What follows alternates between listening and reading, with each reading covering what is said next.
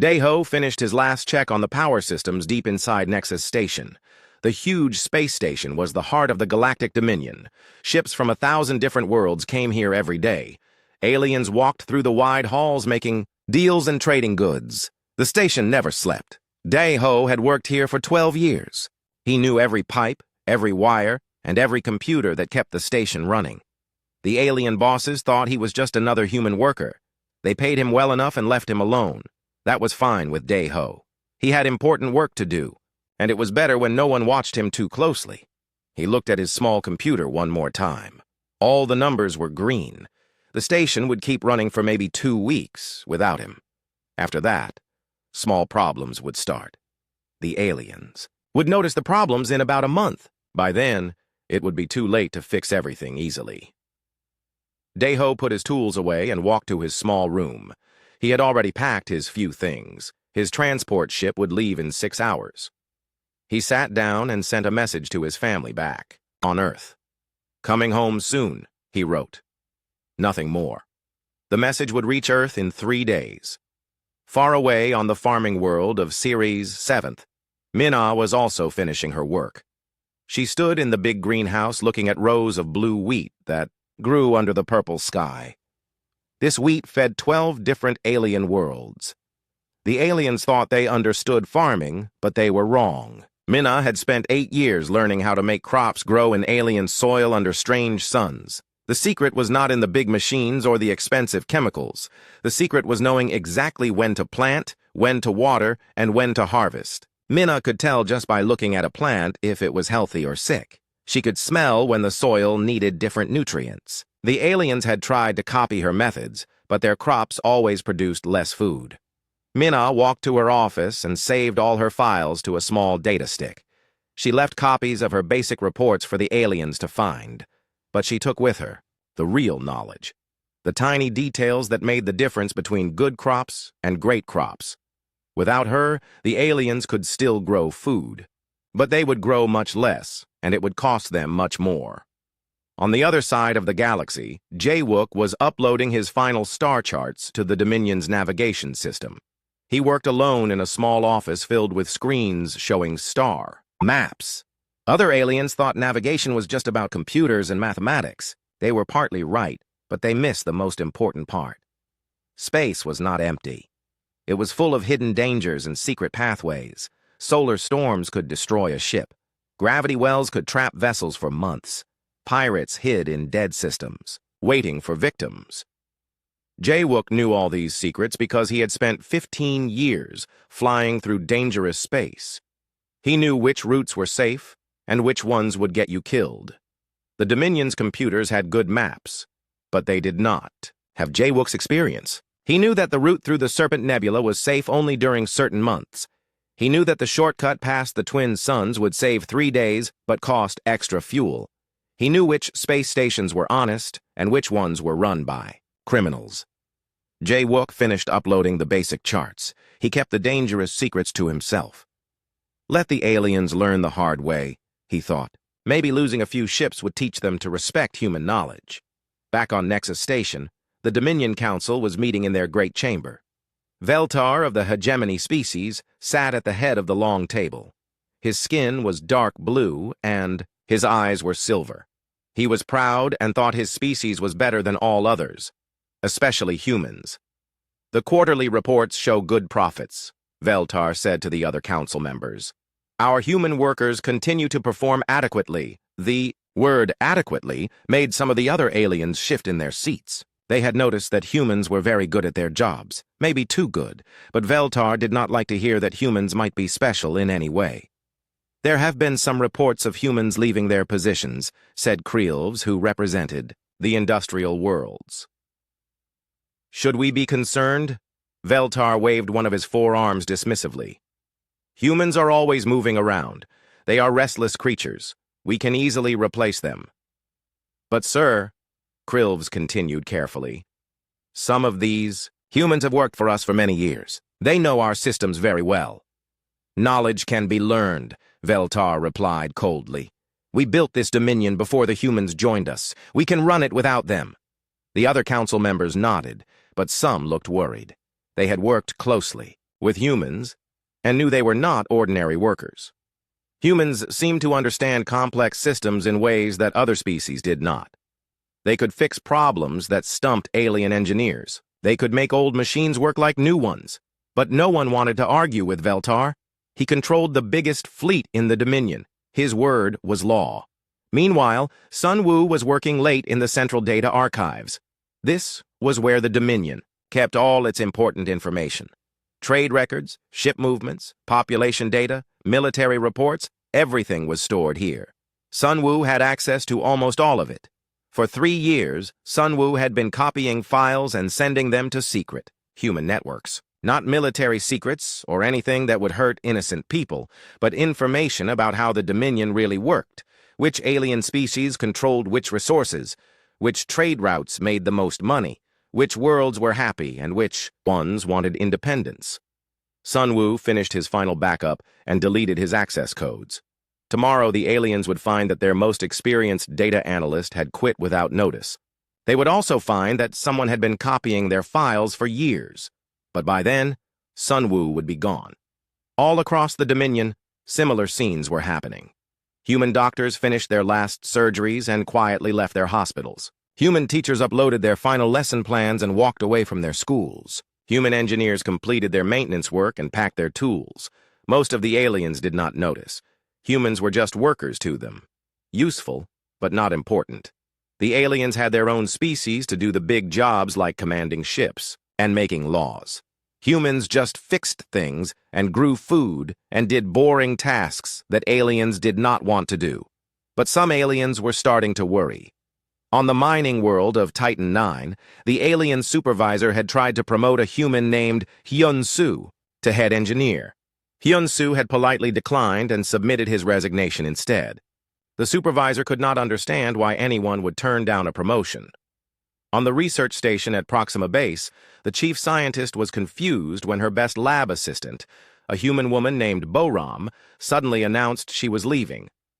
Boram had worked there for 6 years and knew every piece of equipment. Who would train the new assistants? Transport ships began arriving at human colonies and Earth outposts. These ships were not military vessels. They looked like ordinary cargo haulers and passenger transports, but they were picking up humans from every corner of the Dominion. The aliens who noticed thought it was strange, but not alarming. Maybe the humans were having some kind of cultural celebration that required them to gather together. Alien species did that sometimes. The hegemony had their unity festivals where they all returned to their homeworlds for a month. What the aliens did not know was that this was not a celebration. It was an evacuation. After decades of quiet service, the humans were leaving. All of them. At the same time, Wu Jin stood on the bridge of the transport ship New Horizon as it left Dominion space. Behind him, 50,000 humans were starting new lives in free colonies. Ahead of him, the stars waited with infinite possibilities. Thought about the message he had received from Earth Command. Phase 1 complete. All assets extracted. Begin Phase 2 in 72 hours. The Dominion Council thought they ruled the galaxy. They thought humans were just workers who could be easily replaced. Soon they would learn how wrong they were. The humans had not been conquered. They had been studying, learning, preparing. Now it was time to leave. And when they left, they would take something very important with them. The knowledge of how to keep the Dominion running. The aliens would figure that out soon. Enough. 3 days had passed since the humans started leaving. On the industrial world of Forge Prime, Krilvs was having his first bad day in 20 years. The automated mining systems had been running perfectly for decades. Giant machines dug deep into the planet's crust, pulling out rare metals that built ships and weapons for the Dominion fleet. The systems were so reliable that Krilvs rarely even looked at them. But this morning, everything was wrong. "Sir, we have a problem," his assistant reported, his voice shaking. "Mining Platform 7 has stopped working." Krilvs was not worried yet. Machines broke sometimes. That was normal. "Call the human technician." "What was his name?" "Hyun-Soo. He will fix it." "Sir, Hyun-Soo left 3 days ago. He resigned." Now Krilvs felt a small worry in his stomach. Hyun-Soo had worked on Forge Prime for 8 years. He knew every mining platform better than anyone else. Well, call another technician. We have others. Sir, we tried. The other technicians say they do not understand these machines. They say Hyun-Soo was the only one who really knew how they worked. Krilvs walked to the control room and looked at the big screens showing the mining platforms. 7 red lights blinked where there should have been green ones. 7 platforms had stopped working in one morning. That had never happened before. What did Hyun-Soo do exactly? Krilvs asked. His assistant looked through the files. He did regular maintenance, oil changes, part replacements, system checks, basic work. But as they dug deeper into the records, they found something strange. Hyun-Soo had been making small changes to the machines for years. A different setting here, a modified part there. Nothing big enough to require approval from his supervisors. But thousands of tiny improvements that made the machines work better. The aliens had the instruction manuals for the mining platforms. They had detailed repair guides. But they did not have Hyun-Soo's 8 years of experience. They did not know that Platform 3 needed its hydraulic pressure set exactly 5% higher than the manual said. They did not know that Platform 5 would overheat unless you ran the cooling fans in a special pattern. Hyun-Soo had never written down these secrets. They were all in his head. By the end of the day, 12 mining platforms had shut down. Forge Prime's metal production dropped by 30%. The Dominion fleet was expecting a shipment of hull plating next week. Now they would have to wait. Far across the galaxy, another crisis was developing. The hyperspace communication network was the Dominion's nervous system. It carried messages between thousands of worlds in minutes instead of years. The network had worked perfectly for centuries, until today. Admiral Zethko was trying to contact his fleet commanders when the first outage hit. One moment he was talking to a ship captain near the border worlds. The next moment, silence. Technical difficulties, the communication officer explained. We will have it fixed soon. But hours passed, and the network did not come back online. The alien technicians worked frantically, checking computers and replacing parts. Nothing helped. Where is the human who normally handles this? Admiral Zethko demanded. Boram?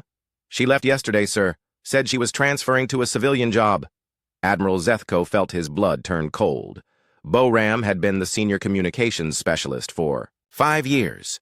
She was quiet and polite, always working late to make sure the messages got through. The Admiral had barely noticed her, except to approve her pay raises. Now he wished he had paid more attention. The alien technicians found Boram's maintenance logs. She had been making adjustments to the hyperspace transmitters every day. Tiny calibrations that kept the signals clear across impossible distances. The logs showed what she had done, but not why she had done it. Just follow her procedures, the Admiral ordered. We tried, sir, but she wrote things like, adjust resonance frequency until the harmonics feel right. We do not know what that means. The Admiral stared at the report. How do you measure what harmonics feel like? How do you explain that to a computer? The communication outages spread. First one sector, then 3, then dozens. Ships lost contact with their bases. Colonies could not call for supplies. Trade convoys did not know where to deliver their cargo. On the agricultural world of Series 7th, Sojin's replacement was discovering his own problems. Sojin had managed food distribution for 17 sectors. Every day, she decided which farms should send food to which planets. It seemed like simple math, but it was not. The new manager, an alien named Thurkval, looked at Sojin's old reports. She had been moving millions of tons of food every week. The numbers looked straightforward. Planet A grew wheat. Planet B needed wheat. Send the wheat from A to B. But when Thurkval tried to make his first week's assignments, everything went wrong. He sent fish from the ocean world of Aquatica to the desert planet Sand's End. But he did not know that the people on Sand's End could not digest that type of fish. So Jin had always sent them dried seaweed instead. He sent tropical fruits to the ice miners on Frost 7. But the fruits spoiled in the extreme cold during transport. So Jin had always sent them preserved foods that could survive the journey. He tried to send grain to the research station on Nebula Point, but he did not know that the researchers had special dietary needs because of the radiation in their area. Sojin had always sent them specially treated foods that would not make them sick. Every mistake created more problems. Planets that expected food deliveries got the wrong supplies. Some worlds got too much food and could not store it all. Other worlds got too little and faced shortages. Thurkval worked 18 hours a day trying to fix the mess. He had Sojin's records, but they only showed what she had done, not why. Her real knowledge had walked away with her. In the Dominion capital, Veltar was getting angry. Reports of problems flooded his office. Mining production was down. Communications were failing. Food shipments were arriving at the wrong planets, and every report mentioned the same thing. A human worker had left just before the problems started. "This is sabotage," Veltar declared to the emergency council meeting. "The humans planned this. They broke our systems before they left." "Sir," Krilv said carefully, "our technicians have checked everything. They found no evidence of sabotage. The systems are just not working as well as they used to." "Then fix them." "We are trying, sir. But it seems the humans were doing more than we realized. They were not just following orders.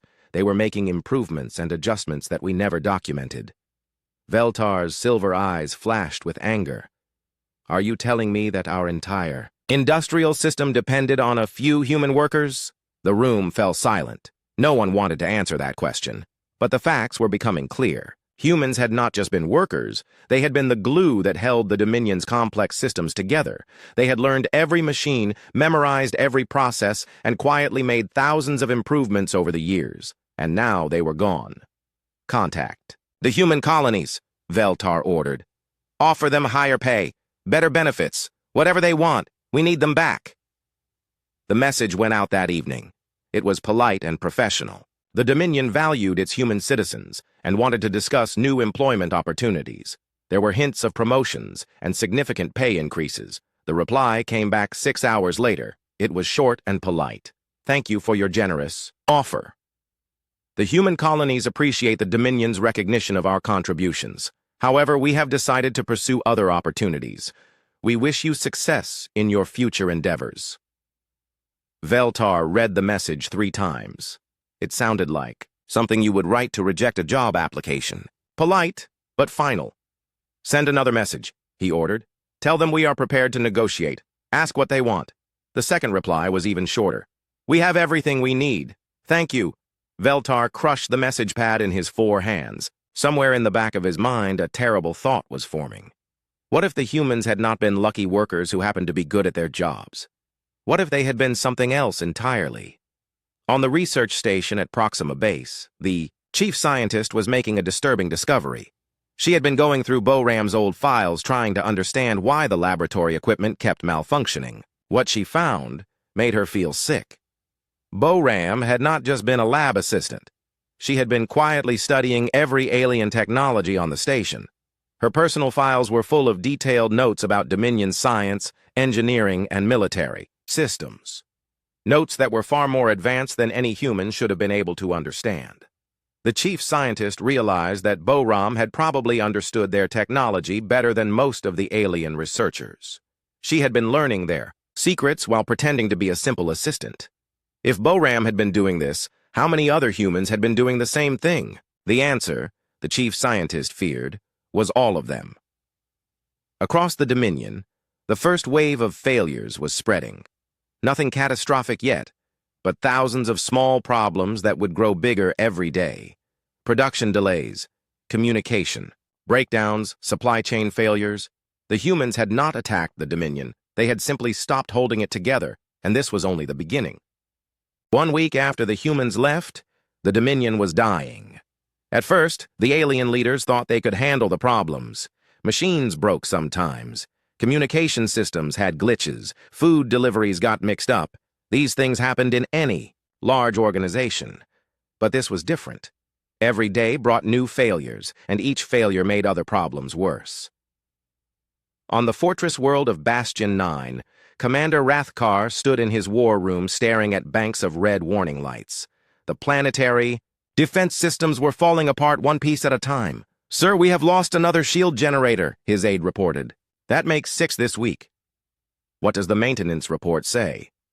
"The systems are operating within normal parameters, sir, but their efficiency is dropping every day."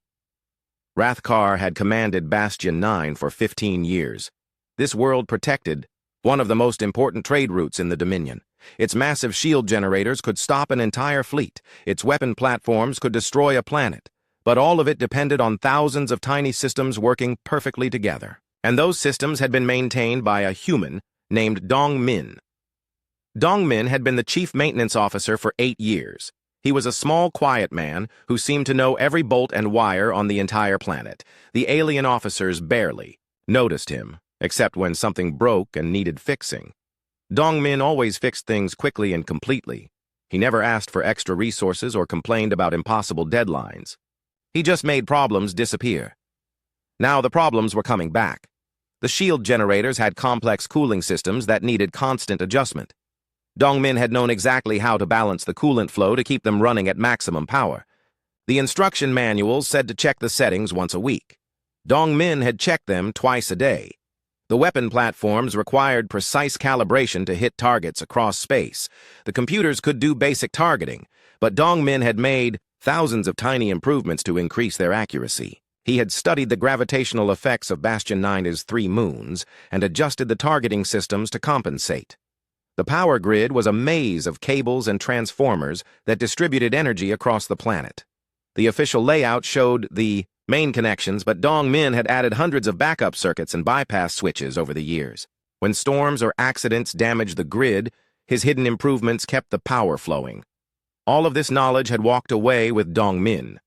The alien technicians had the maintenance manuals, but the manuals only covered basic operations.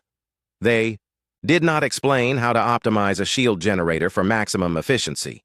They did not describe how to adjust weapon targeting for local gravitational effects.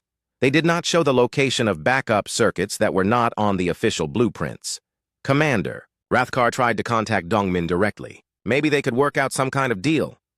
The response came back quickly. Thank you for thinking of me. I am enjoying my retirement. Best wishes for your future success. Retirement? Dong Min was only 43 years old. Meanwhile, in the Central Archives on Nexus Station, archivist Velkos was having a nightmare. The Dominion's vast database contained the records of 1,000 civilizations spanning 10,000 years. Trade agreements, historical documents, scientific research, cultural records, the accumulated knowledge of the galaxy, and nobody could find anything. The human who had managed the archives, a woman named Tae Young, had seemed unremarkable. She sat at her desk every day, helping researchers locate documents and maintaining the filing systems. The alien staff thought she was just a glorified librarian. They were wrong. Tae Young had been the living memory of the Dominion. She had spent 30 years learning the location of every document, the contents of every database, and the connections between different pieces of information. The filing system was incredibly complex, with cross-references and search codes that had evolved over centuries. The computer systems could locate documents if you knew exactly what to search for, but most researchers did not know exactly what they needed. They would come to Tae Young with vague questions like, I need information about trade disputes in the Outer Rim about 50 years ago, or, find me any documents that mention both the hegemony and rare minerals. Tae Young would think for a moment, then produce exactly the right files. She seemed to know instinctively which documents contained the information researchers needed. She understood the connections between different events and could find patterns that computers missed. Without her, the archives had become a vast maze. Researchers spent days searching for information that Tae Young could have found in minutes. Important legal documents disappeared into the digital wilderness. Historical research projects ground to a halt.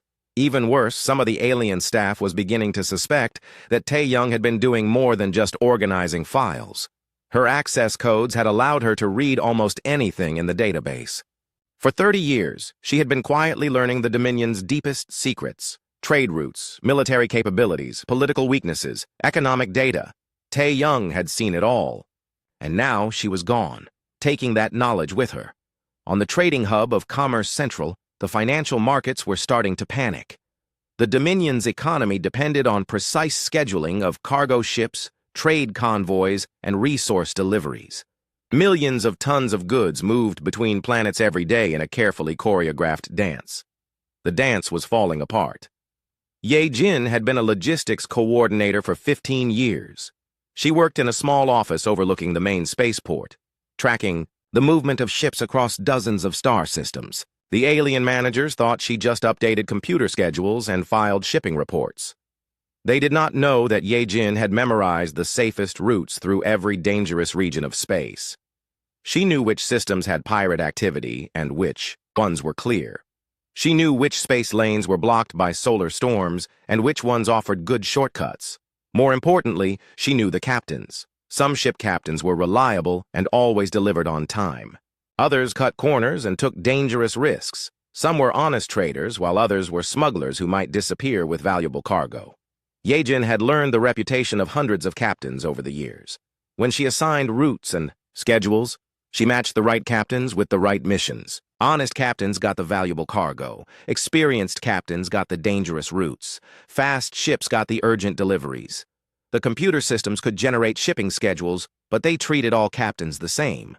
They did not know that Captain Vorthon always arrived 2 days late, or that Captain Seklar was secretly working with pirates, or that Captain Emitus could navigate the asteroid maze faster than anyone else alive. Without Ye Jin's knowledge, the shipping schedules became chaos. Valuable cargo was assigned to unreliable captains and disappeared. Urgent medical supplies were given to slow ships and arrived too late. Important trade convoys were sent through systems controlled by pirates. The economic losses mounted every day. Insurance companies raised their rates. Planets stopped trusting the Dominion's shipping network. Some worlds began organizing their own transport systems. In his office on Nexus Station, Veltar was drowning in crisis reports. Every department, every planet, every system was falling behind schedule. Production was down across the board. Communication networks were unreliable. The military was reporting equipment failures on dozens of worlds. "How many humans worked for the Dominion?" he asked his aide. "Approximately 2.3 million, sir." "And how many have left?" "All of them, sir." Veltar stared at the numbers. Out of the Dominion's total population of 40 billion, humans had made up less than 1%. How could such a small group cause so much damage by leaving? The answer was becoming clear, and it terrified him. Humans had not been random workers scattered throughout the Dominion. They had been systematically placed in critical positions, where their skills would have maximum impact. Every major industrial facility had a human engineer who knew its secrets. Every communication hub had a human technician who understood its complex systems. Every military base had a human coordinator who optimized its operations. Every research station had a human assistant who really understood the science. It was not a coincidence. It was a plan. "Sir, we have a message from Earth Command," his aide announced. Veltar felt his heart skip a beat. Earth Command was supposed to be a minor administrative office that coordinated human civilian workers. Nothing important. The message was simple. The Galactic Dominion has been evaluated and found to be unsustainable in its current form. Humanity wishes you success in your future endeavors. Veltar read the message 5 times before its meaning sank in. The humans had not been citizens of the Dominion. They had been auditors. For decades, they had been studying every aspect of Dominion society, learning its weaknesses and critical dependencies, and then they had made themselves indispensable. It was the perfect trap. The Dominion had welcomed human workers because they were skilled and reliable. The aliens had given them access to important systems because humans did good work. Over time, the humans had become essential to keeping everything running. The humans had not conquered the Dominion with weapons. They had conquered it with competence. 2 weeks after the humans left, the truth finally came out. It started with a discovery on the trade world of Merchant's Gate. An alien accountant named Yerkmal was trying to understand why the planet's economy was collapsing. He was looking through old financial records when he found something that made his blood freeze. For 12 years, a human trader named In Ho had been working at the Central Commodity Exchange.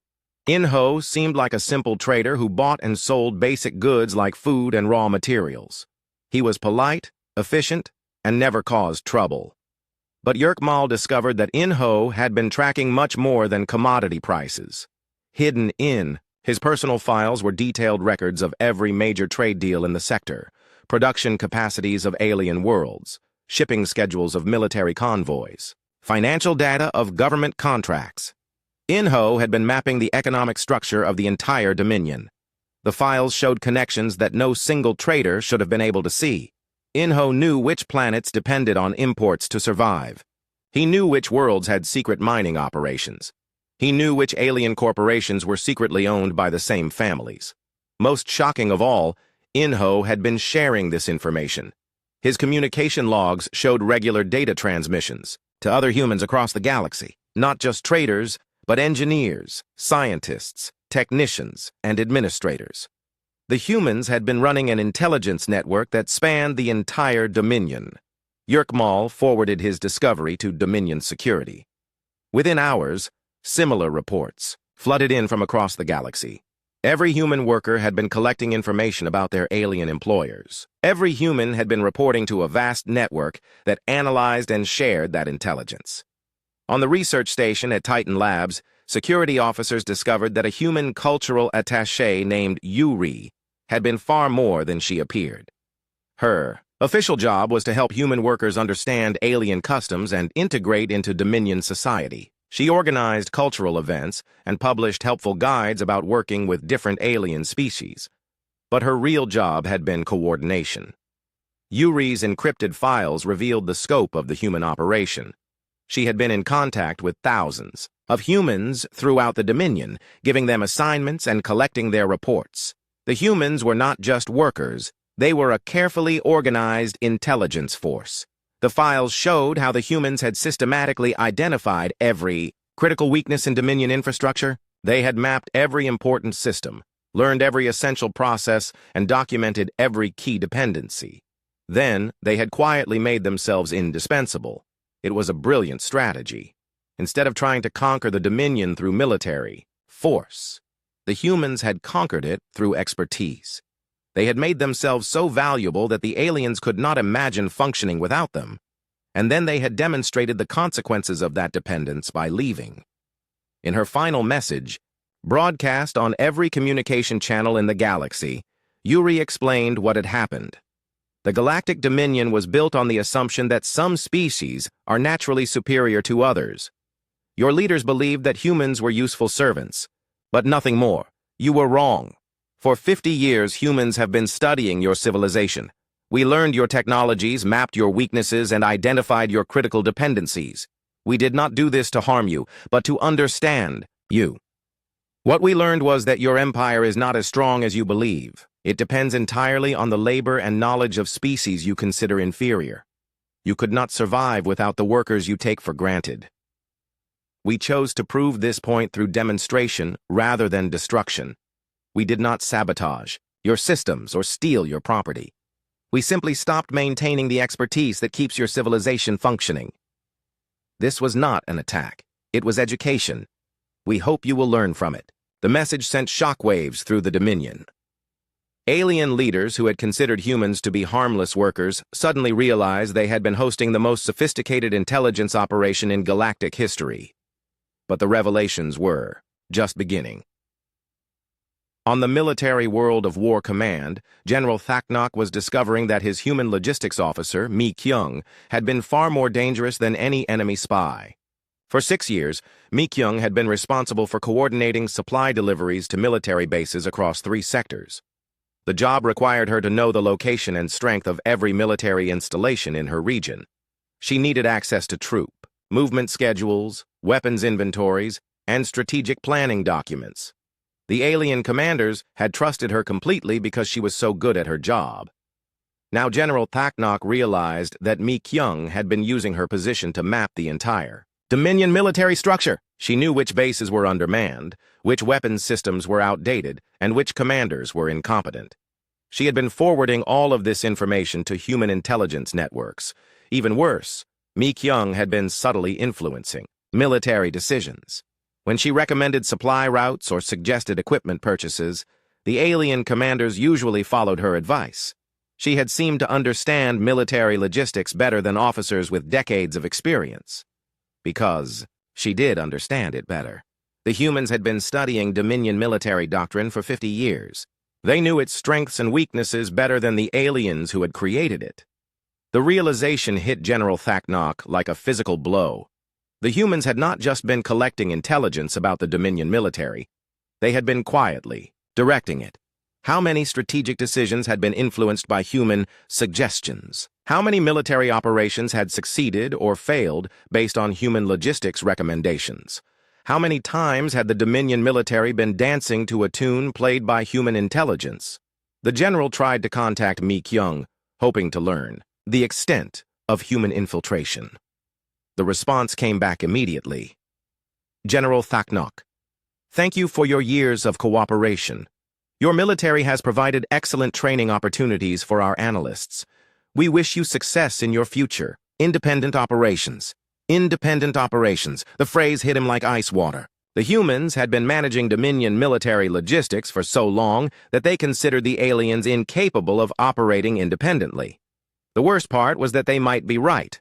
Across the galaxy, similar discoveries were being made. Every human position had been carefully chosen to provide maximum intelligence value and strategic influence. Human doctors had learned alien biology and medical weaknesses. Human teachers had shaped the education of alien children.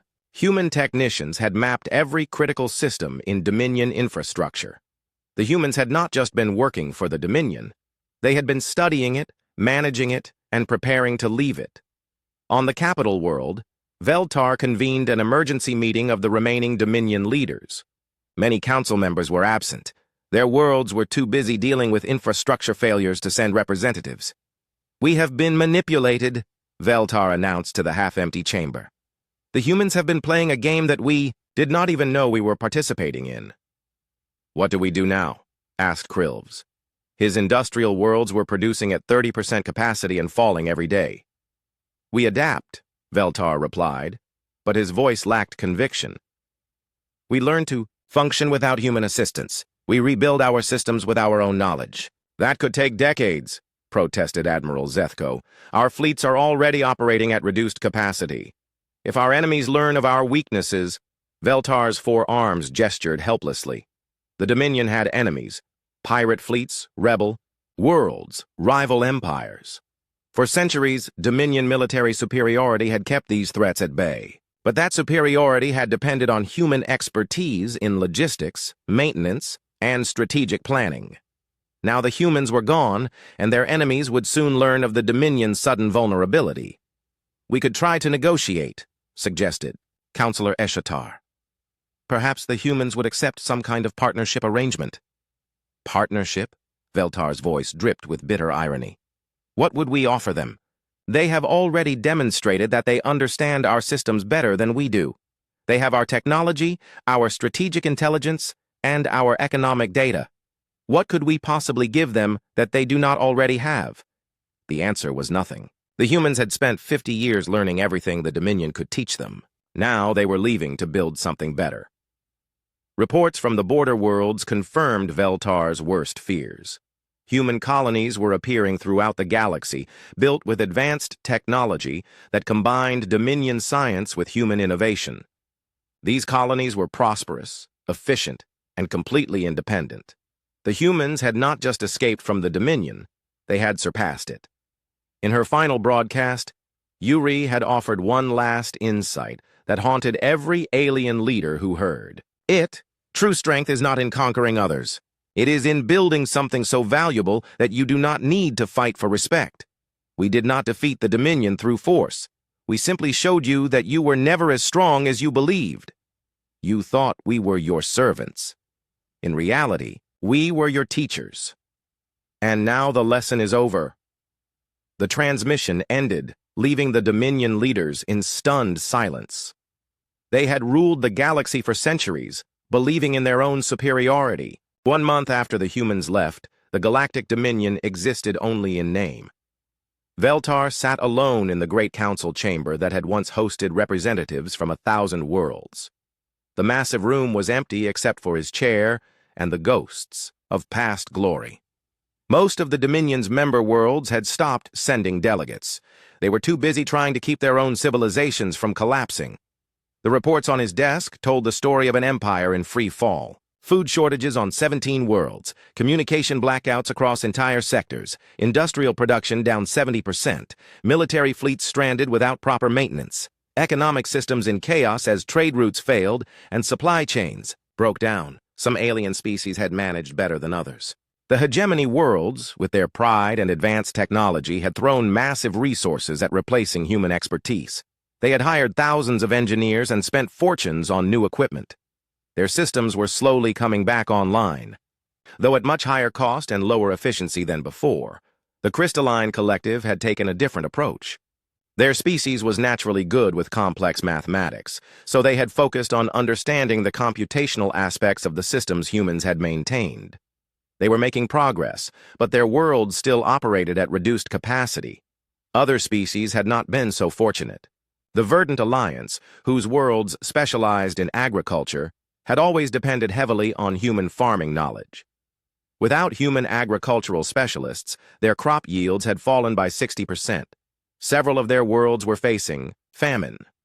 The nomad tribes, who had relied on human navigators to guide their fleet convoys through dangerous space, had lost 3 entire fleets to navigation errors. Pirates and space storms had claimed ships that human expertise would have guided to safety. Some worlds had simply given up. The mining colony on asteroid Beta had been abandoned when the automated systems failed, and no one could figure out how to restart them. The research station at Pulsar 7 had gone dark after their communication array stopped working. But the worst failures were not technical. They were social. For centuries, the Dominion had been held together by the belief that cooperation between species created strength. Different alien races had contributed their unique abilities to build something greater than the sum of its parts. The human exodus had shattered that belief. If humans could maintain such a vast intelligence network without any alien noticing, what did that say about the trust between species? If humans could make themselves so essential and then leave so easily, how could any species trust the others? Paranoia spread through the remaining Dominion worlds.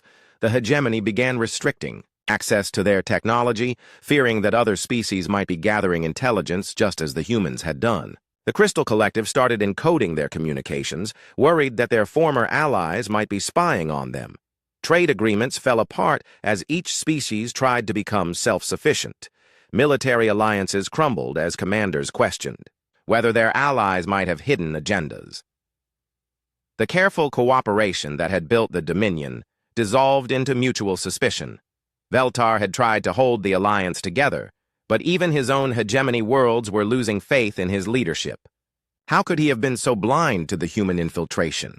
How could the mighty Dominion have been so easily manipulated by a species he had dismissed as useful servants? The final blow came when the Outer Rim worlds declared independence. These frontier planets had always been the most dependent on human expertise for survival in hostile space. When their systems began failing, they had begged the core worlds for help. But the core worlds were too busy with their own problems to provide assistance, so the Outer Rim worlds had made their own choice.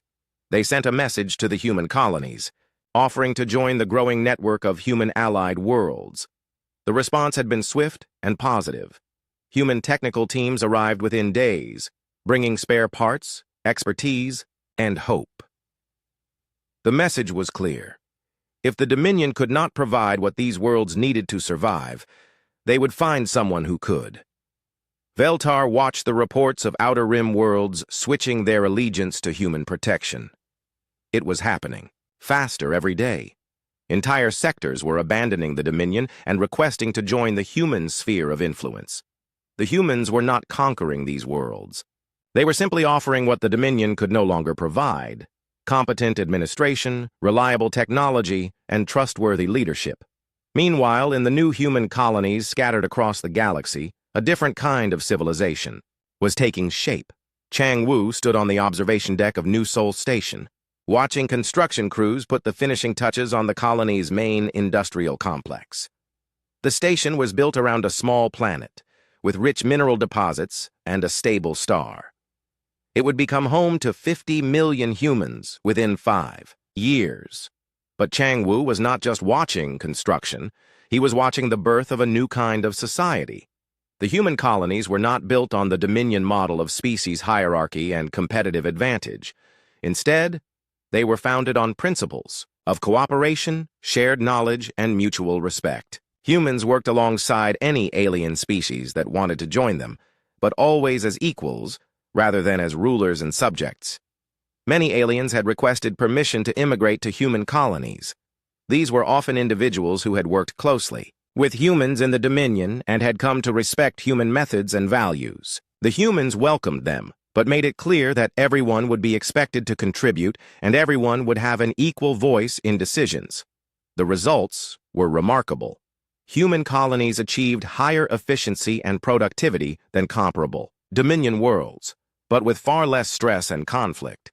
Innovation flourished when different species could share ideas freely without worrying about giving away competitive advantages. Most importantly, the human colonies were stable. They did not depend on the specialized knowledge of any single group. Humans had learned from their experience in the Dominion and made sure that essential knowledge was shared widely and documented thoroughly.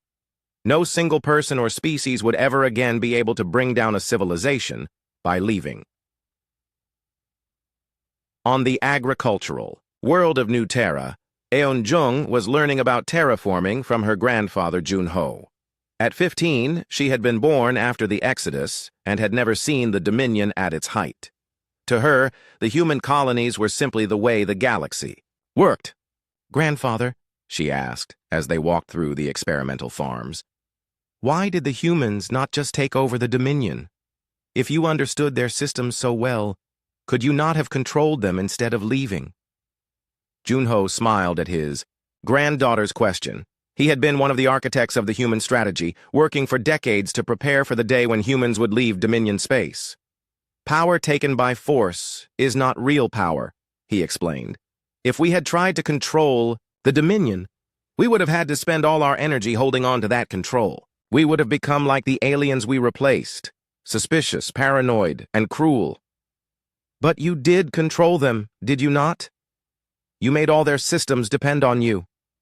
"We made ourselves useful," Jun-ho corrected. "There is a difference. When you take control by force, people obey you because they are afraid. When you make yourself useful, people work with you because they want to. The first creates enemies. The second creates friends." Eun-jung thought about this as they watched the terraforming machines transform barren soil into fertile farmland. But the Dominion aliens were not your friends. They treated humans badly. "Some did," Jun-ho agreed. "But not all. And even the ones who treated us badly were not evil. They were just afraid. Afraid that if they were not the strongest, someone would hurt them. So you showed them a different way?" "We tried to. We showed them that cooperation was stronger than competition. That trust was more valuable than control. That knowledge shared freely created more wealth than knowledge hoarded selfishly." Jun-ho pointed to the thriving farms around them.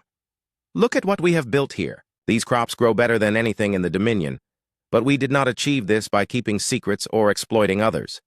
We achieved it by working together and sharing what we learned." Eun-jung nodded, beginning to understand. The Dominion collapsed because they forgot how to work together. "They never really learned how," Jun-ho said sadly.